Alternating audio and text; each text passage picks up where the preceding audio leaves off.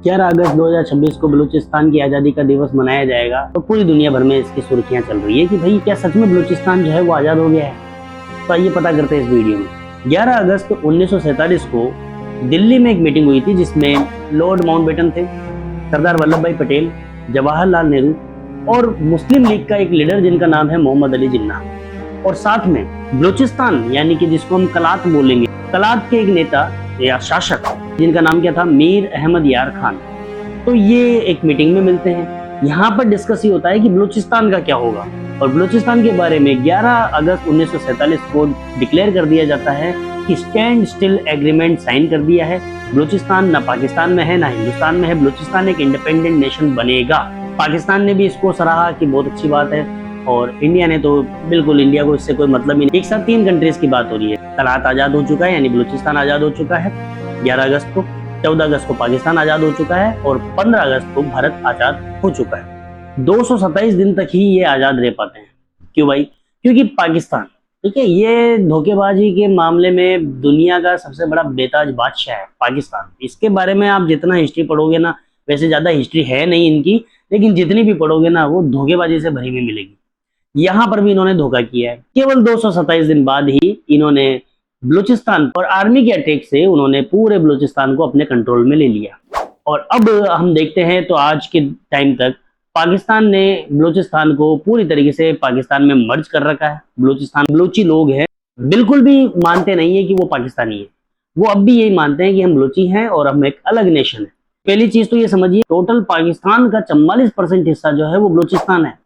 Resources में देखो आप, सोने की खाने, कोयले की खान, प्राकृतिक गैस, रिसोर्सेज से भरा पड़ा है, लेकिन फिर भी डेवलपमेंट नहीं है। ये बलूचियों का कहना है कि पाकिस्तान हमारे रिसोर्सेज को निकालते हैं और सबसे ज्यादा फायदा जो है पंजाब, सिंध, इन प्रांतों को देता है, लेकिन बलूची लोग जो है वो डेवलप नहीं हो पाए क्योंकि देखो ये पाकिस्तान के साथ नहीं थे। इनका जबरदस्ती मर्जर किया गया है और पाकिस्तान इसको छोड़ नहीं सकता, क्योंकि जिस दिन पाकिस्तान ने इसको छोड़ दिया या पाकिस्तान से आजाद हो गया, पाकिस्तान तो बर्बाद है।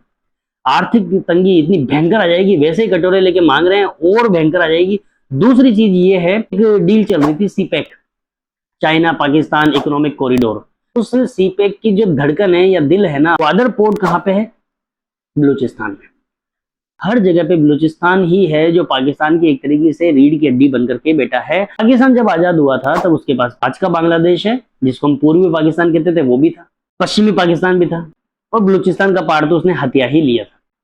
तो काफी बड़ा एरिया इसको मिल गया था। लेकिन फिर देखिए, पूर्वी पाकिस्तान वो बांग्लादेश बन गया। पाकिस्तान का 20% एरिया कट करके अलग हो गया, जिसको हम बांग्लादेश बोलते हैं।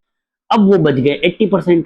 अब 80% में से अगर मान लीजिए अराउंड 30% एरिया कट जाए तो फिर बचेगा ही क्या? 50%।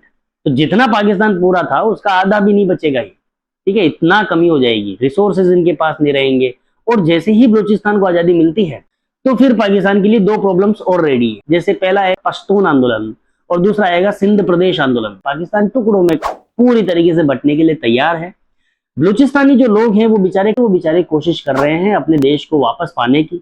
लेकिन उस समय तो क्या था कि यूएन जो था वो नया नया था, लेकिन आज के टाइम पर तो यूएन जो है वो पावरफुल है और यूएन अगर चाहे तो इसको रोक सकता है।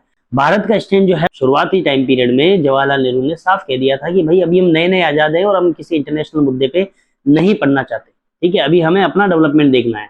लेकिन फिलहाल 2016 में नरेंद्र मोदी जो हमारे प्रधानमंत्री हैं, उन्होंने लाल किले की दीवार से बलूचिस्तान के बारे में बात की। बलूचिस्तानी लोगों को आप देखोगे कि वो भारत के प्रति बहुत ही सम्मान के साथ बात करते हैं, भारत को वो सपोर्ट देते हैं, और इसी बात से पाकिस्तान उखड़ा उखड़ा रहता है। पाकिस्तान ये नहीं मानता कि पाकिस्तान की कमी की वजह से, पाकिस्तान की गलतियों की वजह से पाकिस्तान के टुकड़े हो रहे हैं। पाकिस्तान कहता है RNW की वजह से पाकिस्तान में अशांति फैली हुई है, ऐसा वो लोग बोलते हैं।